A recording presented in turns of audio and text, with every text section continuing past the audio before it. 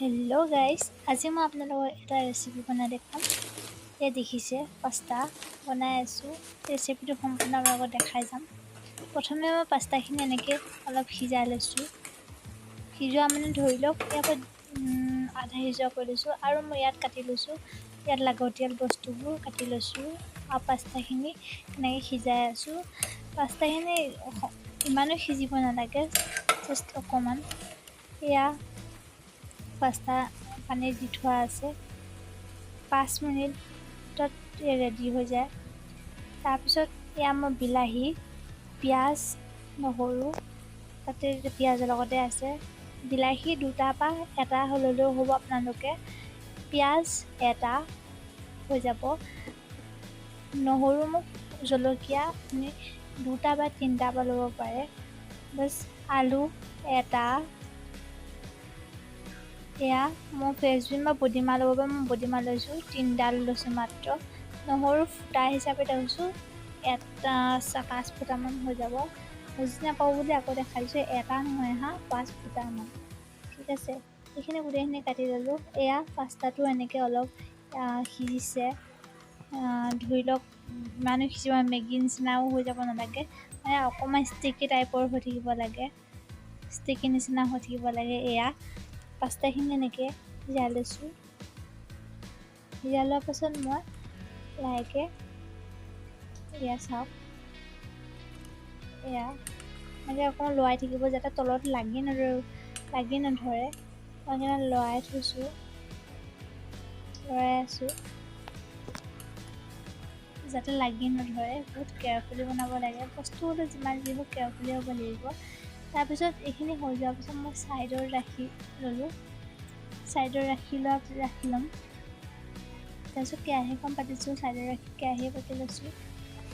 কেৰাহীখন এয়া চাই লওক, এতিয়া পানীটো অলপ শুকাই গৈছে। দেখিছেনে, পানীটো শুকাই গৈছে। হৈ গ'ল। তাৰপিছত কেৰাহীখন সম্পূৰ্ণ শুকাই লওক। শুকাই লোৱাৰ পিছত এয়া এতিয়া মই তেল দি লৈছোঁ। তেল আপোনালোকৰ সোৱাদ অনুসৰি দিব। হয়তো কিছুমানে বেছি খাব পাৰে, হয়তো কিছুমানে তেল খাব পাৰে, তেল নহয়, বেছি কম খাব পাৰে। মই ইয়াত মোৰ নিজৰ জোখ অনুসৰি দি লৈছোঁ। এয়া তেল মই দি লৈছোঁ। যিহেতু বটলটো কাটোতে মই অলপ মানে সৰুকৈ কাটিছিলোঁ, সেইকাৰণে দেৰি লাগে বাকিবলৈ। এয়া মই পিঁয়াজ নহৰুখিনি দি লৈছোঁ প্ৰথম। এয়া লাইটটো অফ কৰি থৈছোঁ, ভাল হ'লেও দি দিছোঁ লাইটটো। ইয়াত হালধি অকণমান দি দিছোঁ। মই যি বস্তু হওক, মই মেগীটো দিওঁ, মই মিছা কথা নকওঁ। হালধি অকণমান দি খালেহে মোৰ মানে কিবা ভাল লাগে, হালধি নিদিলে মই নোৱাৰোঁ। হালধি অকণ দি দিছোঁ, আপোনালোকে দিবও পাৰে নিদিবও পাৰে, ইচ্ছা কথা। এয়া কাটি থোৱা আলুখিনি চব সম্পূৰ্ণ বিলাহী চিলাহী যিমান যি আছে চব ইয়াত মই মিক্স কৰি দিলোঁ। মিক্স কৰি ভাজি আছোঁ, নিসিজালৈকে ভাজি থাকিম।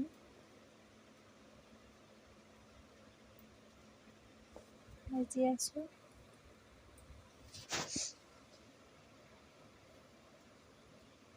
অলপ জুম কৰি দিছোঁ যাতে দেখিবলৈ। পাস্তা মানে এয়া ভাজি এনেকৈ অলপ কমি নোযোৱালৈকে, মানে অকণ নোহোৱা নিচিনাকৈ ভাজি আছোঁ। এইখিনি পাস্তাখিনি ইয়াত আছোঁ। এতিয়া পাস্তাখিনি ভাজি হৈ গ'ল। সেইখিনি ভাজিখিনি ভাজি হৈ গ'ল। পাস্তাখিনি মই এতিয়া ইয়াত দি দিম।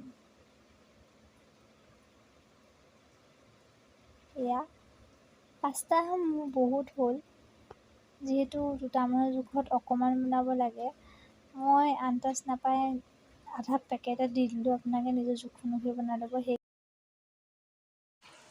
মোৰ ওচৰত যিহেতু পাস্তা মছলা নাছিলে, এইকাৰণে মই মেগীৰ মছলাটোকে মই দি দিছোঁ, যাতে সোৱাদ আহে। দিব পাৰে আপোনালোকেও।